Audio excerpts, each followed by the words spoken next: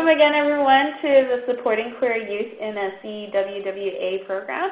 This is Lydia, a PeerNet BC community developer, and I will be leading you in this webinar. The agenda today, these are kind of the themes that we're going to be following. The first one, to get a clear understanding around sexuality, gender, and sex.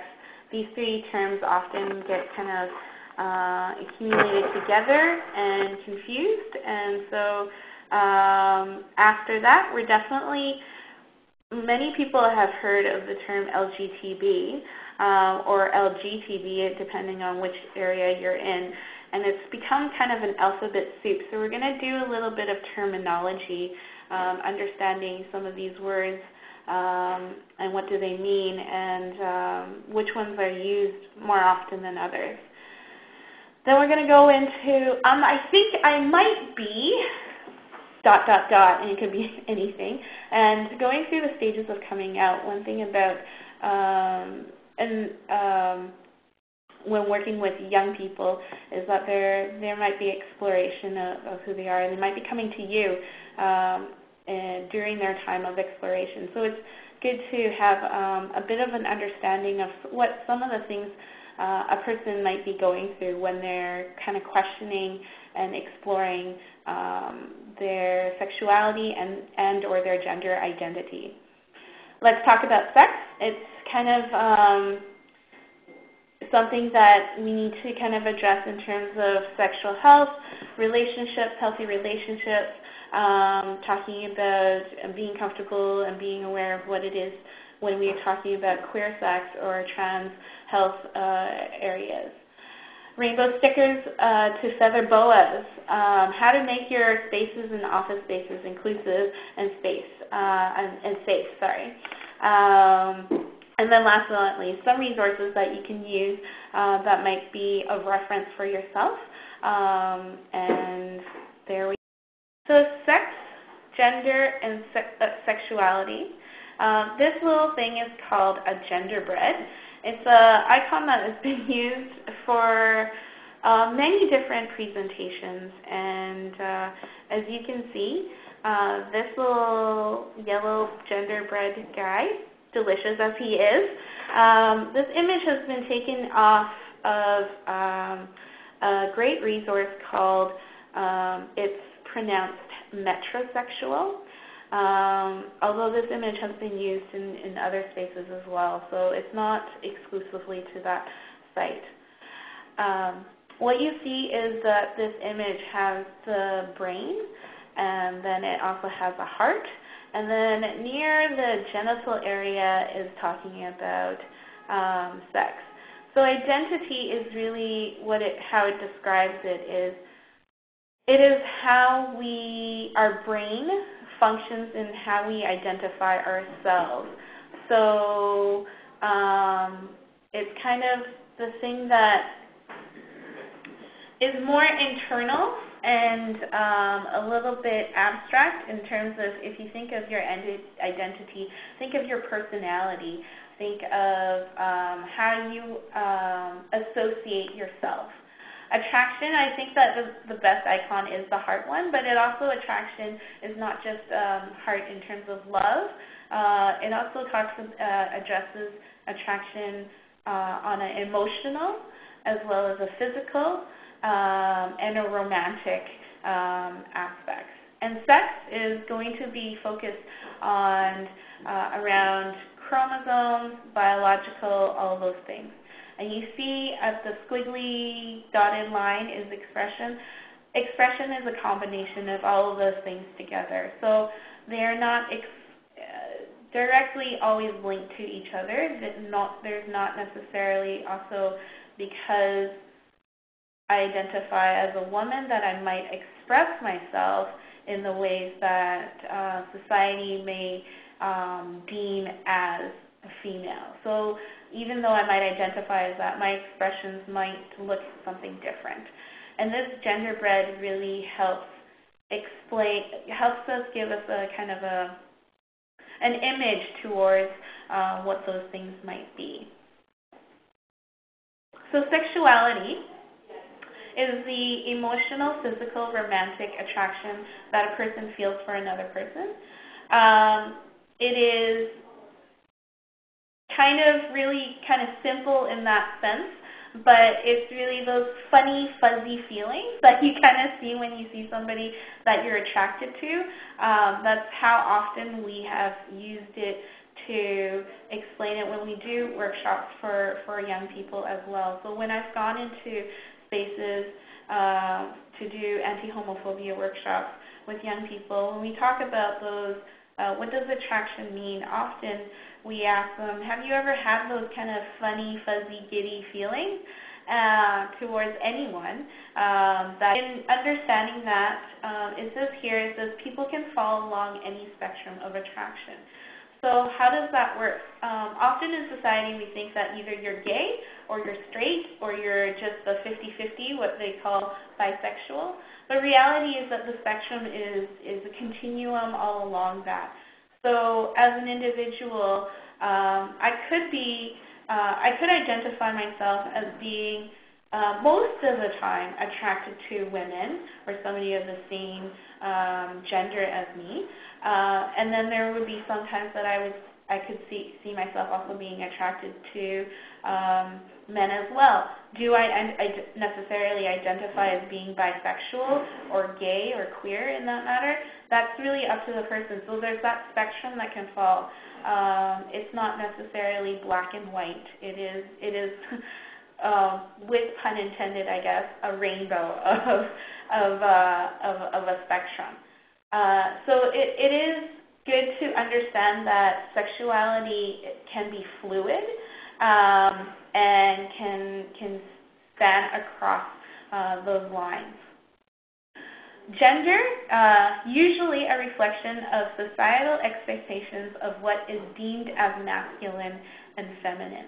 And what we mean by societal expectations is that there are stereotypes, gender roles that are in place long before any of us were probably alive, in terms of when we ask people, well, what do you mean by being masculine? What do you mean by feminine?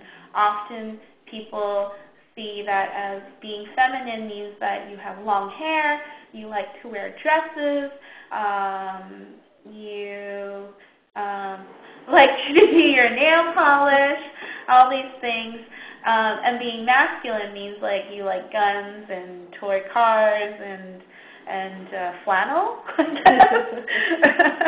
Although flannel might be a new thing. I've seen a lot of younger people wear flannel across the gender spectrum. But those are kind of those societal expectations of what is deemed masculine and feminine. So a person, once again, can fall along any part of that spectrum. There has been other terms that have popped up to try and address people that don't necessarily fit into those spectrums, like terms like tomboy, or, unfortunately towards men or boys that have expressed themselves in a more feminine way. They have very different names for them, like sissies or weak, or things like that, or girly boy. But really, gender is those how we express how we feel in terms of what is considered masculine and what is considered feminine in our society. So that is definitely different from the next one, which is talking about sex. Often misinterpreted and associated with gender, sex refers to the biological, chromosomal, and anatomical features of maleness and femaleness of the human body. And what I'm talking about is then sex is your genitalia, your hormones. Well, we all have estrogen and testosterone, but at different levels, and chromosomal, so XY. And that also often in our society is seen as a binary separation. So we see that sex and gender often are equivalated as the same thing. They are different. So gender is more of, if you think about it, of the slide that I was showing earlier. Double click. There you go. So if you think about it, gender is still kind of that up in the brain part, and sex is once again focused on the genitalia and chromosomes. And how is it a spectrum? Is if you actually look at that icon right where it says the arrow to sex, that's actually a transgender icon. If you can see it, there's the female icon, the male icon, and then there's one that's a combination of both. And there are folks that are born with ambiguous genitalia or combinations of chromosomes, which spans that spectrum once again. So in terms of deemed as at birth, what is considered male and female is something that we often don't really inform ourselves that there can be a spectrum of that.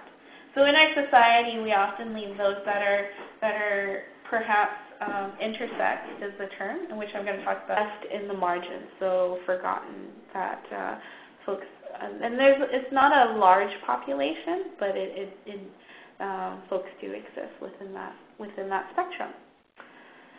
So once again, sex, gender, and sexuality are three separate things. For example, what I mean by that is that perhaps you were born biologically, chromosomally, and anatomically female, and you might also identify as a female, so femininely, right? But that doesn't necessarily mean that you're going to be automatically attracted to men, or and you might be attracted to women. At the same time, where this stereotype starts to happen is that when people are trying to understand gayness or queerness, is that if let's say a young person that was born female and identifies as female and actually is attracted to other women, people might stereotype them and think that, oh, you just want to be a boy. And those are some of the pressures that society might put, or vice versa, a young boy who's attracted to another boy. People often in society will say, well, maybe you identify as a girl, or because how we in a heterosexist society have really understood sex and sexuality is that it is heterosexual based. So a man likes a woman, or a woman likes a man. So if you're a woman who is attracted to another woman, perhaps that you are also therefore are more like a man, because that's how we associate those two things. It's not necessarily true. This also happens for those that might actually identify as transgender, that we might associate them, well, you're probably just gay, or you're queer, you're questioning your sexuality. Those are separate things. A person can be transgendered, so or genderqueer is. I'm throwing out anybody that questions their gender. Often, also in our society, we flip it around and associate that as you're just gay or something like that. So a boy who actually acts really feminine, we automatically assume that perhaps that they are gay when they're not associated with each other at all. So a feminine boy often in our society gets pressured to and made fun of as being gay, which there could be other things that are going on. So it's important for us to know that these three things are separate. So when we're providing support to young people, as confusing as it can be, that we really keep our minds open to that this person can just be exploring various things. Alphabet soup. So language and terms are constantly changing as they are associated constructs used for people to self-identify. Definitions or terms are ever-changing, and therefore it is important to recognize that these terms that are not to be used as labels on others, and the following terms that we may need to get familiar with, as youth may associate themselves with other terms, any of these terms. And so the queer and trans community, and in any kind of community, I think, is ever changing and ever growing. And as people start to explore themselves in terms of their own identities, there might be new terms that always come up. And I think we're all kind of aware of that, even in terms of English as a language is always growing. So a lot of these terms, some of them might be relevant and some of them might not be so relevant with the demographics that you're working with. Depends on the level of awareness and also exploration and diversity, because those that might have had more opportunity to be exposed to queer culture, queer and trans culture, might use many different terms that I have not even included. So I would encourage you all to also self-educate yourself and explore some of the different terms that might exist. And there's also slang terms. So the terms that I'm following today are more of a resource, and they're kind of more theoretical in terms of understanding the theory around queer and trans culture. So what does LGBTQIA2P mean? These are even terms that and letters that not even all queer young people or even people within the queer and trans community are familiar and always know exactly what it means. So L is for, not for love in this case, but for lesbian, which basically identifies as a woman who is attracted mainly towards other women.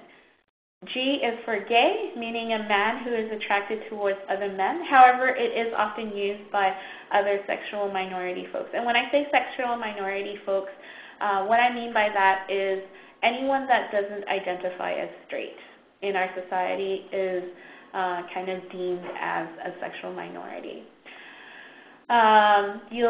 This is a term, the word gay is probably the most prevalent out of all of them.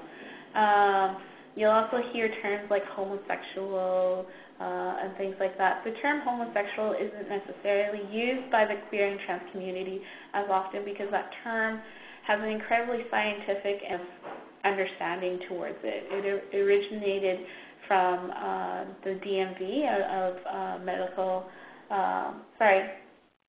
health association. So when gay was actually deemed as an illness and as a mental health illness, they were trying to kind of cure the gay out of the person. So the word homosexual had quite a scientific and not necessarily a term that was associated by the community themselves. It was put on them. So you hear the word gay much more. T is for trans with an asterisk. You'll see that little star up on there. This is a kind of a newer term, but basically it's for anyone who is gender non-conforming.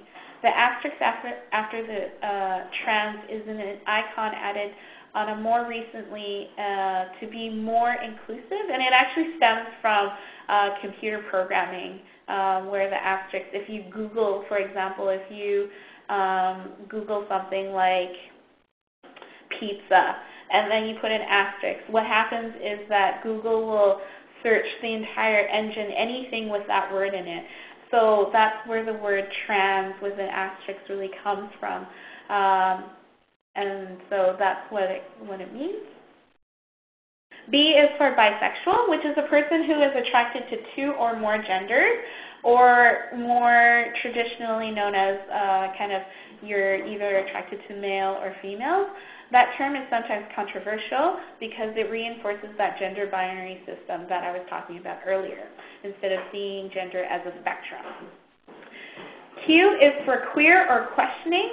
Queer is a term that I've been using actually throughout this webinar so far, and is a term that is reclaimed as an umbrella term to identify anyone who is not straight or cisgender.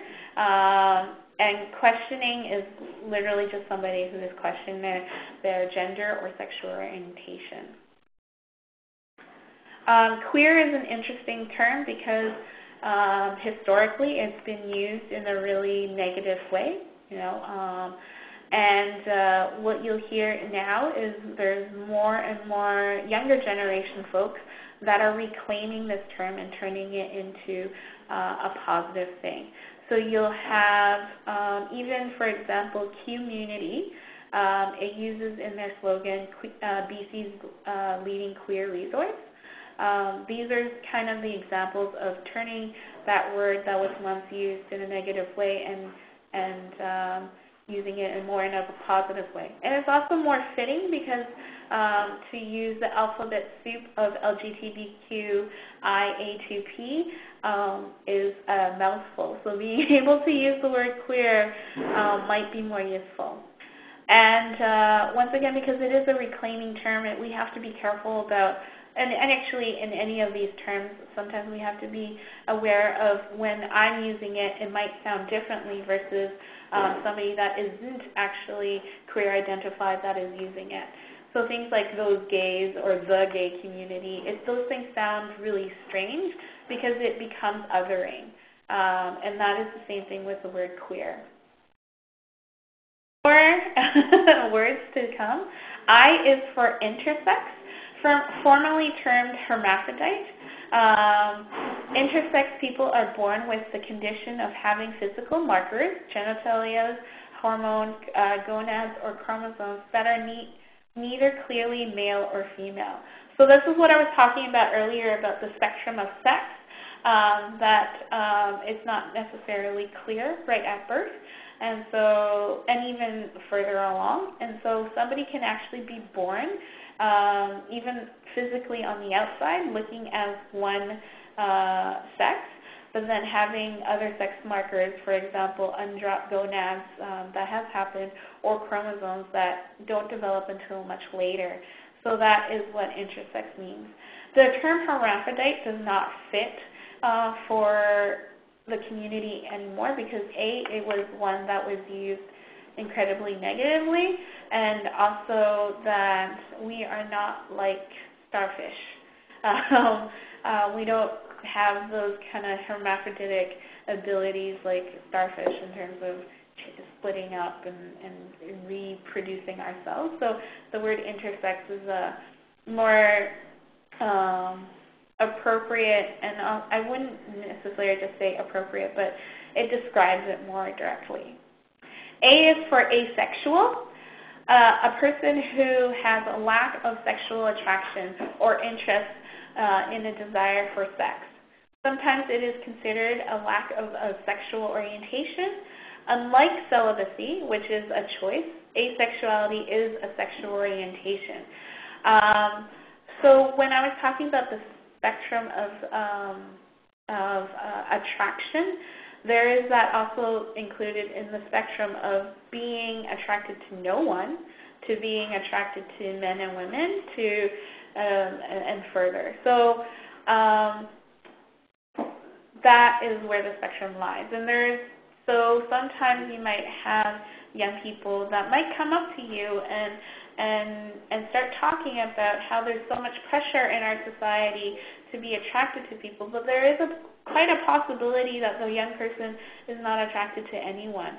But that necessarily also means that they don't have relationships. There are asexual people that have not only romantic and emotional relationships with a partner or multiple partners, but they might actually even negotiate sexuality and sexual practices within their relationships. So asexuality is within itself also a spectrum, if you kind of want to look at it that way. 2 is for two-spirited, and some Aboriginal people use the term two-spirited to refer to all sexual and gender variants among people of Indigenous North American descent. In other words, lesbian, gay, bisexual, transgender, and other queer identities. I want to talk about this a little bit more because the term two-spirited, although does, so how can I say this without confusing folks? There can be Aboriginal people that identify as being gay, but not identify as being two-spirited. Two-spirited is actually also a specific role within some Aboriginal and many Aboriginal communities that was lost during colonization and the banning of various practices. And so two-spirited is something that has always existed, but is also within Aboriginal communities and cultures. Two-spirit people were also kind of medicine healers and revered within their community and had special roles. So therefore, just because we meet an Aboriginal person that identifies as being gay or lesbian or bisexual or transgender does not necessarily make them two-spirited. They might not identify with those terms. So it's important also for us as well when working with Aboriginal and Indigenous communities to know about the term two-spirited, but not to use it to label other folks. Yes, having a balance. So somebody just mentioned having a balance of masculine and feminine energy. There has been, in terms of roles of two-spirited, some historical things that I've been in contact with is that two-spirit people are seen as people that had, well, if you imagine the term two-spirited, had both male and female energy existing, and therefore that is why they were revered within the community, because they were revered as people that were able to connect those two energies and have a special role within in terms of relationships in their communities and also being a leader. Yeah, and it's something that I would really recommend everyone to educate and look for resources around two-spirited and two-spirited people, because there's a wealth of knowledge of understanding these things. Especially if you're working with, sometimes in terms of rural communities or communities of multiple cultures, often there is kind of this idea that queer communities or being gay or lesbian is associated with the Western world. Sometimes you'll hear it within certain communities saying that the new immigrant communities are not as accepting of queer identities. It is not true. Queer identities exist in many different cultures, but has been changed and looked differently from a Western lens. So an example of being accepted in other communities is two-spirited, but also within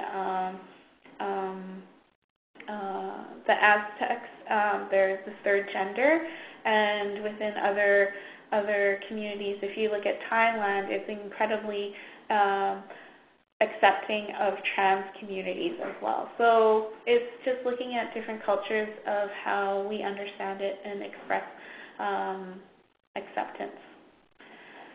P is for pansexual. This is where it kind of connects with the term bisexual as well. Pansexual is a person who is attracted to other people of all genders or sexual orientation, often confused with bisexual, who are attracted to both men and women. Pansexuals, however, are more gender inclusive and become involved with people from all different places on their gender and sexuality spectrum. So pansexual is the recognition that gender and sex are on a spectrum. However, you'll have bisexual folks that also identify themselves to be basically the same thing as a pansexual. So it really depends on how people identify with the terms, what terms that they feel more comfortable using. Pansexual is also a term that not many people have heard, so you'll hear people use the term bisexual more often than not.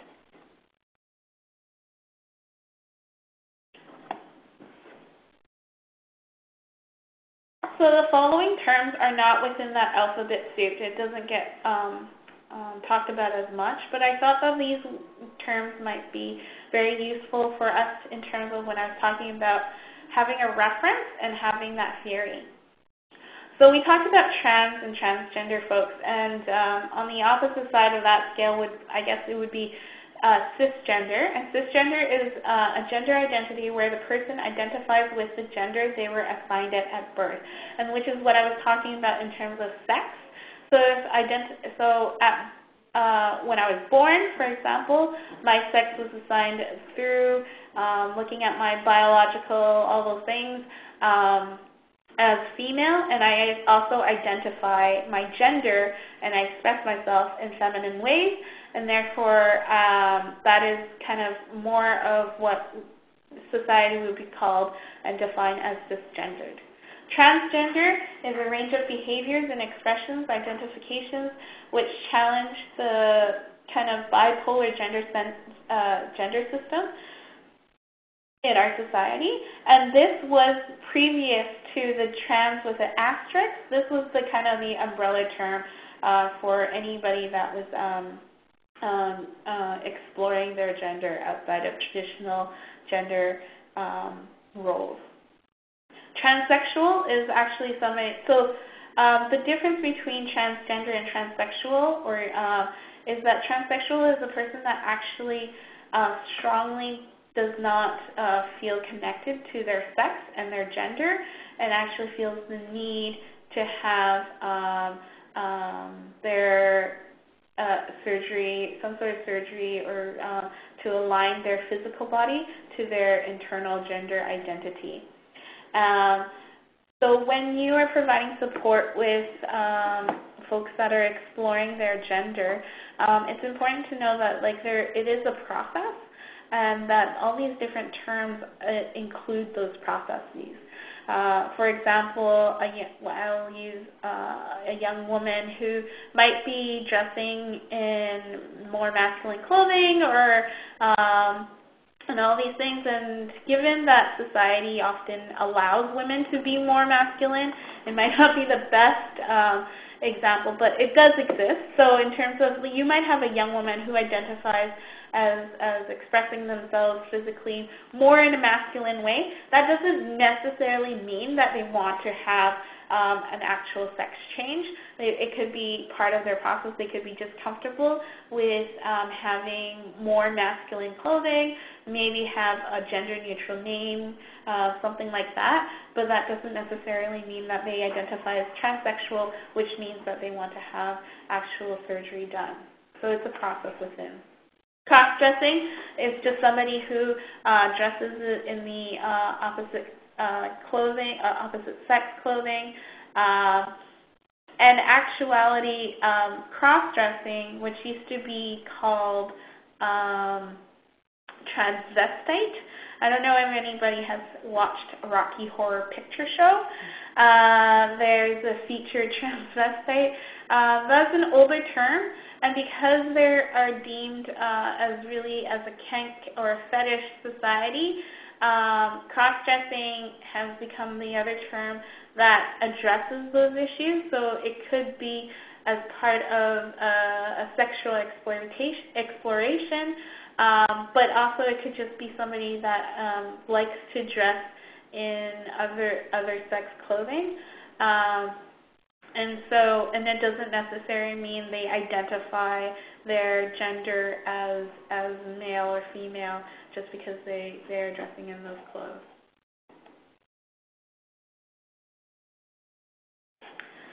The next 4 words is talking about attitudes. And homophobia, I think it's one that a lot of us are probably used to hearing. I even said doing anti-homophobia workshops and anti-transphobia workshops. The word phobia just means irrational fear of, and therefore homophobia is the irrational fear of anyone that identifies as gay or lesbian or bisexual. However, it's kind of overtly kind of looking at associate with more overt behavior, so actual violence and those things. However, heterosexism, which is a term that is associated with homophobia, it's a more accurate term in terms of if we're talking about all the isms like racism, ableism, classism, and all those things. Heterosexism really helps describe what homophobia actually looks like in our society. So it's actually institutional and individual beliefs and practices that privilege heterosexuals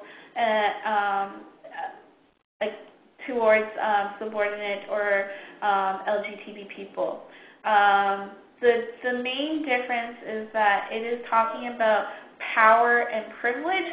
So those who are in heterosexual relationships or identify as heterosexual have more privileges in our society than those that identify otherwise.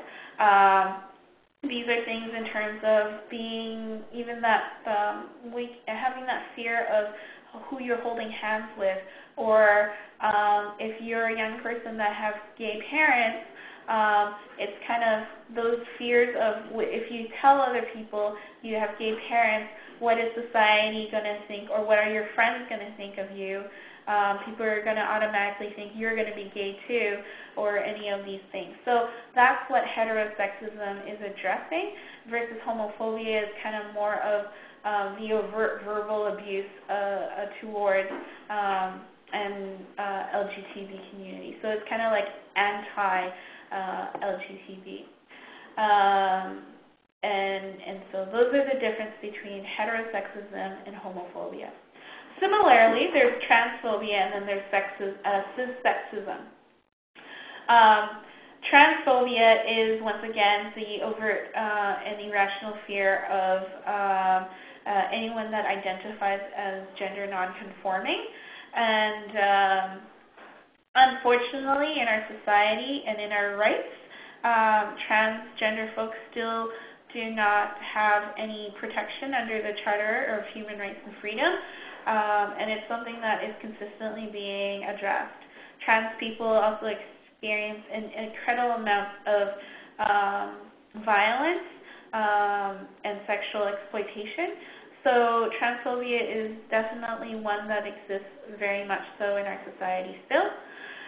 Cissexism is kind of the understanding of the privilege that one has being a cisgender person. And one example that I often use is the idea of using the bathroom. How often do we take for granted and not even have to think, which bathroom am I going to use today? Am I going to be safe going into that bathroom? And will I experience any harassment for going into the bathroom that I use? And so the repercussions of that is through cissexism is that trans folks aren't able to access bathroom spaces as easily as cisgender folks may be able to. So that's cissexism. So the next stage is talking about the stages of coming out. Coming out is a process that happens again and again and again. And it's not kind of like you have one coming out party and that's it, you know.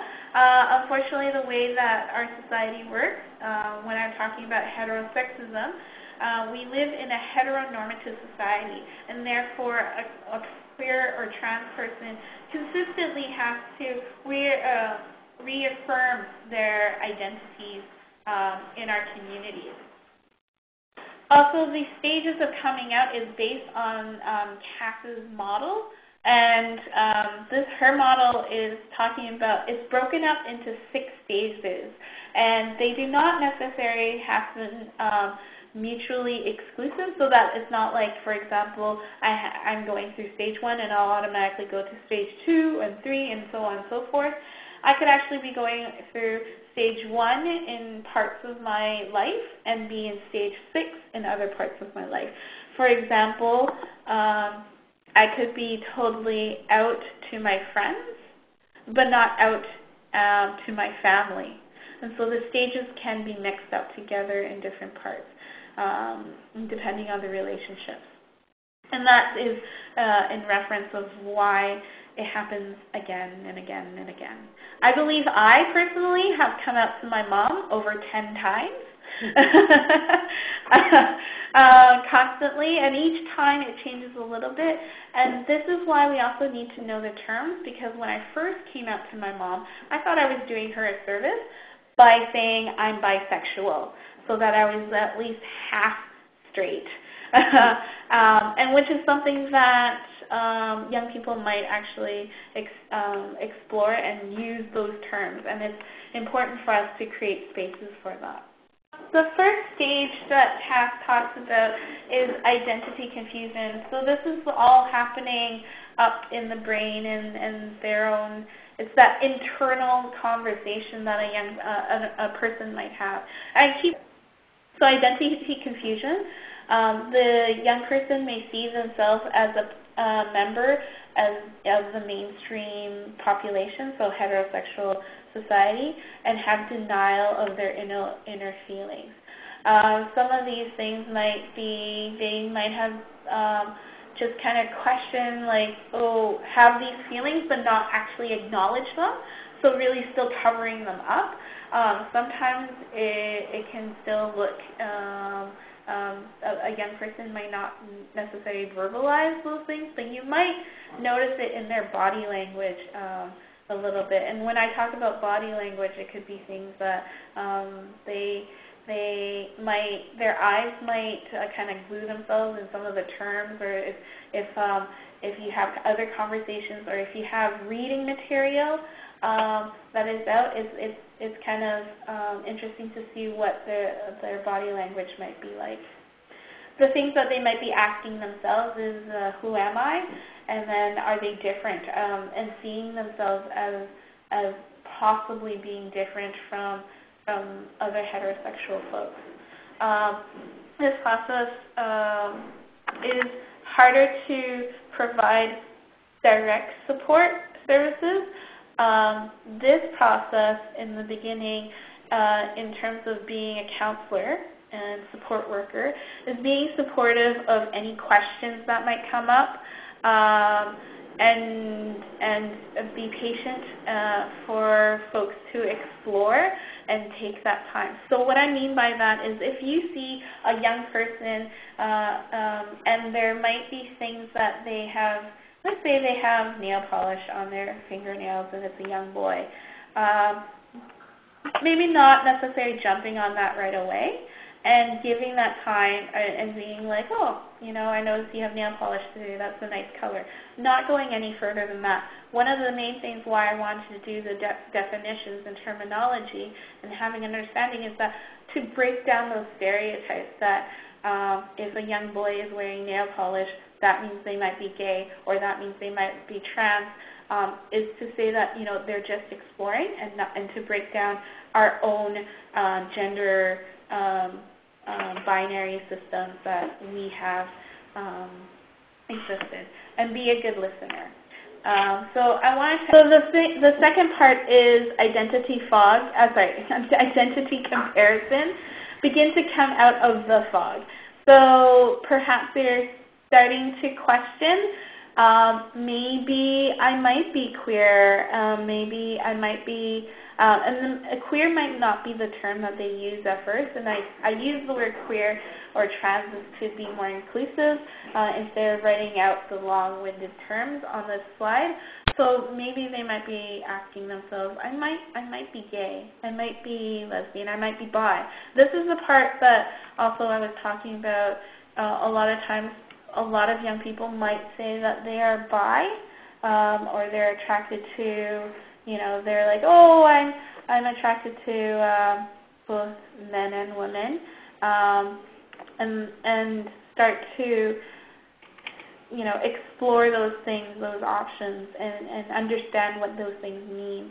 And especially if they're in really isolated communities. And actually, reality is, regardless of being in an isolated society, community, and being totally immersed in urban settings, queer and trans young folks still feel alone. And the reason often why they might feel alone is for multiple reasons, because society still is very much heterosexual and heteronormative. So their home settings, if they have only seen heterosexual relationships, they might think that and internalize that. In their school settings, it's still incredibly, in our music is a big thing. So media in our society still, although we have a lot more now than we ever did before, it's still seen within a sexual context. So you'll hear things like Katy Perry songs like, I kissed a girl and I liked it, I hope my boyfriend don't mind it. So yes, it's touching on queer sexuality, but reality is it's still focused on heterosexual relationships. So it's still kind of seen as the outsider, and therefore it's kind of this lone experience. What can we do as a counselor? Once again, always being a really good listener, help draw out questions and provide resources and clarity. This is the part where, it's really useful to have a good understanding of the terminologies and what does it mean to explore your sex or your sexuality or your gender. What do those things mean?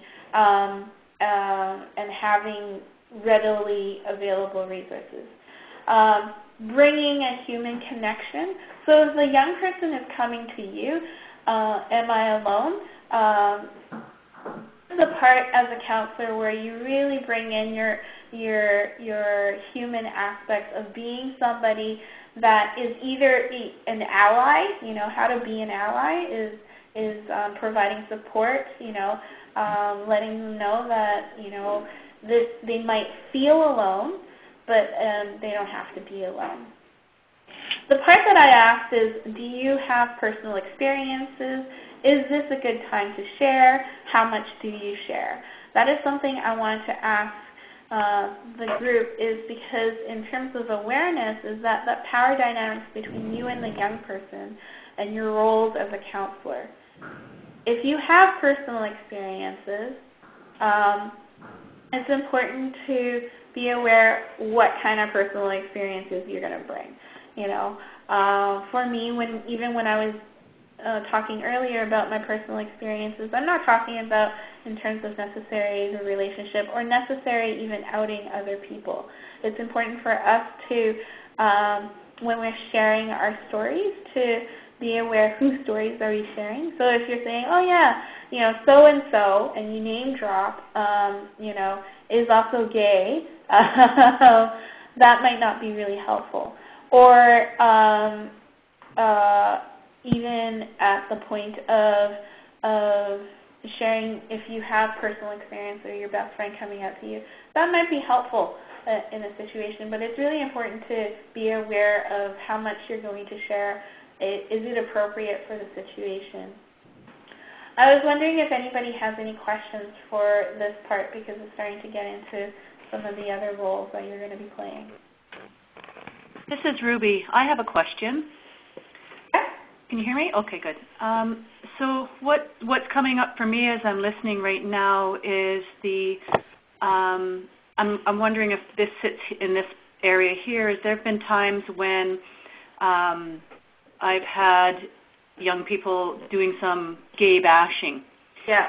While they are doing that, I've wondered if that is a part of their process of going, well, where do I sit? Yeah.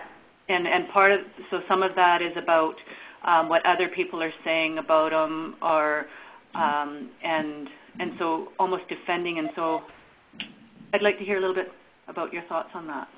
Yeah, for sure.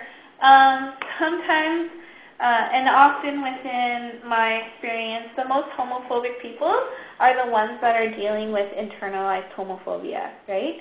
So it's kind of hoping to see that they are different. So that actually is closer to stage 1 than stage 2 in terms of that denial process. They don't want to see themselves being pushed out of the mainstream society that they are part of. Is that kind of addressing your question? Yeah, I think so. Okay. So for that is how I would provide support for a young person is to question them, where are those values coming from? So why do you think that, so example, if they're saying like, that they're weird, they're gross, and challenge that in terms of saying, well, where does that come from? Why do you think that being queer is different or gross or anything that, and really exploring where their mentalities are coming from. Sometimes they're just repeating what other people have said, and that's what they've been taught, and that is what they'll spit out again.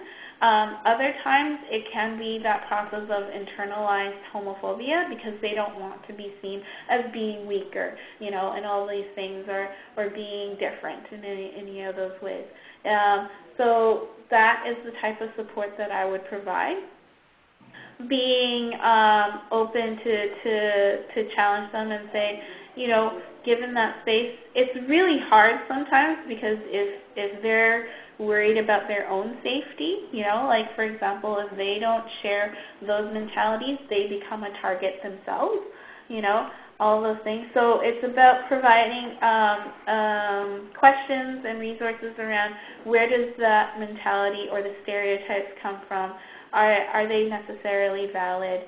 How does that play out in their interactions with others? Are they safe enough to be able to express that they might not be? They might say, like how do they address when somebody else makes fun of gay people and they're like, well, I don't think that's anything wrong. They might just say those things because they want to fit in. So I would suggest in terms of also kind of problem-solving skills in terms of what are some healthy ways for them to also address homophobic or transphobic slurs within their group, and be like, and using humor is a big part of that. So I hope that answered that question.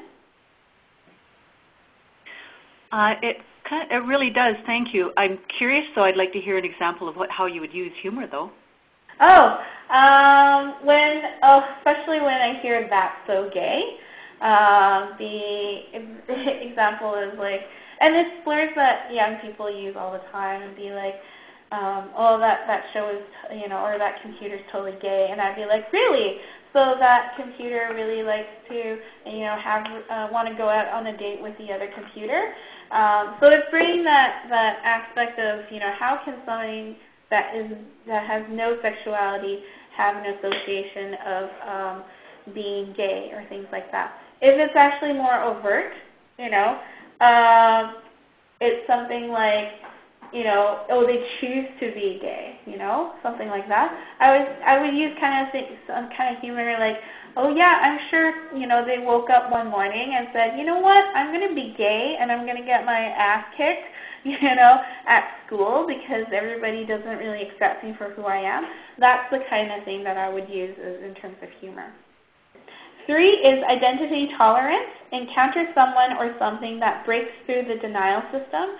They may ask themselves, I accept the possibility that I may be queer or trans, and where are the other trans folks?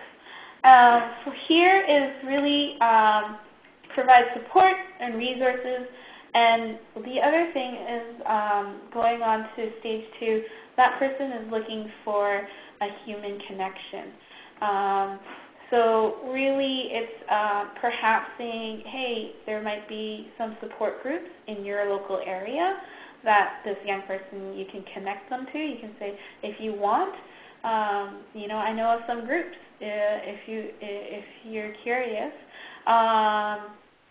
And also not just sending them to the group by themselves.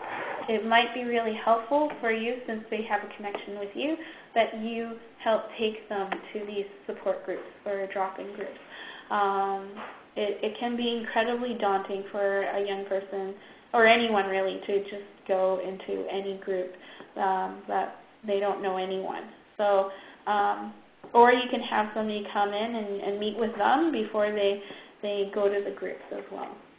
Are there questions around how you can provide support for young people at this stage? Hey, it's Ruby again. So here's the question I wrote down at the beginning, is when we are living in a very rural area, rural, small town. And so it's a question that I'm asking is, how do we, there just isn't any identifiable place that says this is where, you can get support. At the end, I have some resources, and in those resources, they have a whole list. For example, Call Out and Camp Out has lists of resources of places that might be closer to you in terms of that.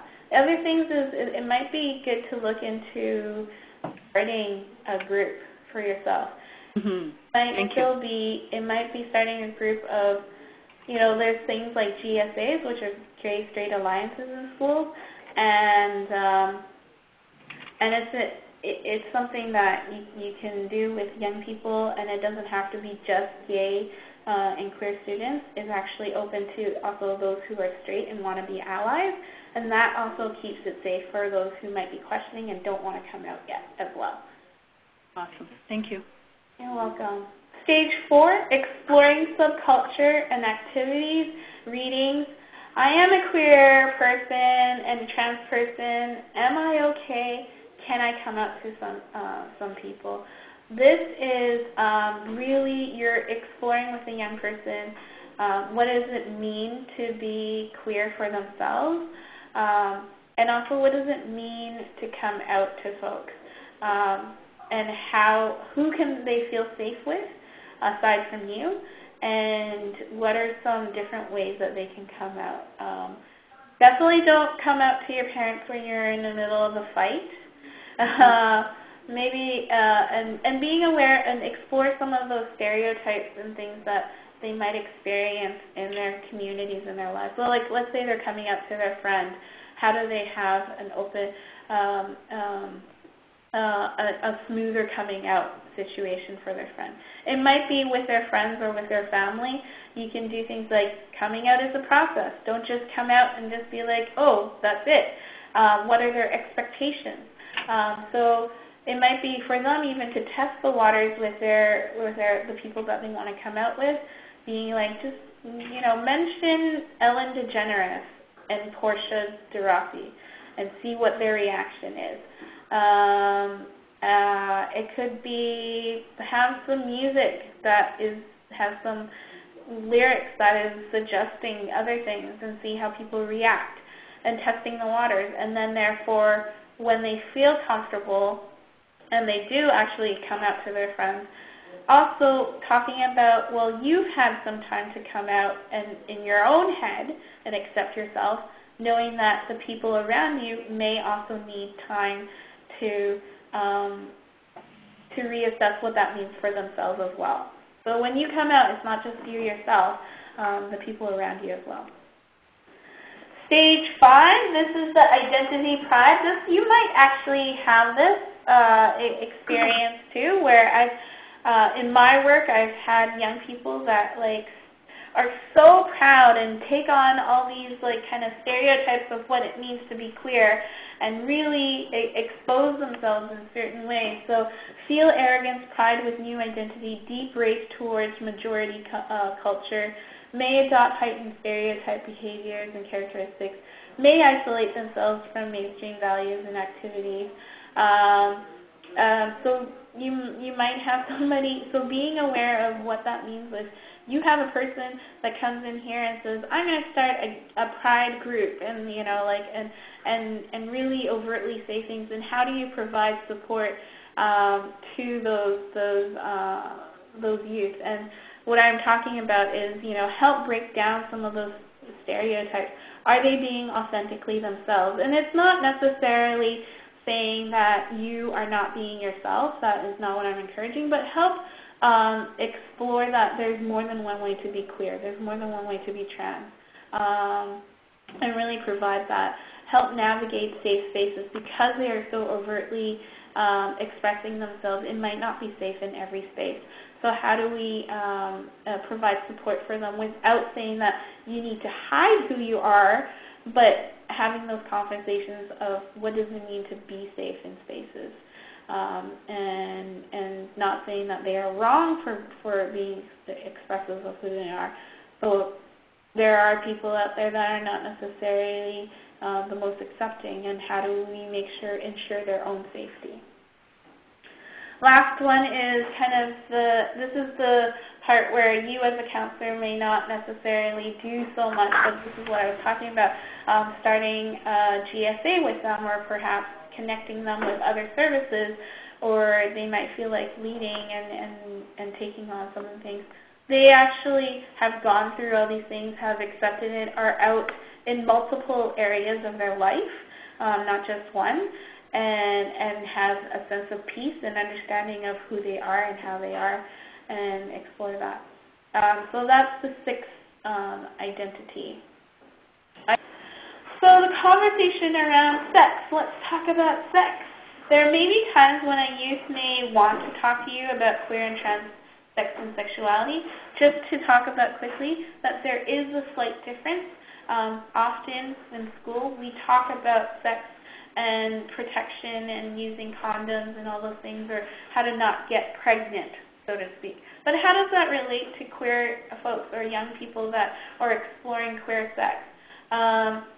It's important to be acknowledgeable that there is some differences, that a person doesn't have to identify as being queer or trans to engage in queer and trans sex and sexual activities, or what is societally deemed as trans sex or queer sex. So when young people talk about anal and make a difference between anal sex between two gay people and then anal sex between a heterosexual relationship, that in itself is just sex in general, but there is that space in terms of how do I accept myself and be open to talk about sexual practices between me and my partner. So what I would really ask for counselors is important to prepare oneself for conversation and acknowledgement in the conversations around queer and trans sex, but not to assume that the person that you're going to be talking with is necessary when they're talking about sex, that it might be with the opposite gender, right? That a young woman could be sexually active even if it's not with a man and it's more with a woman. And those goes into the definitions of sex.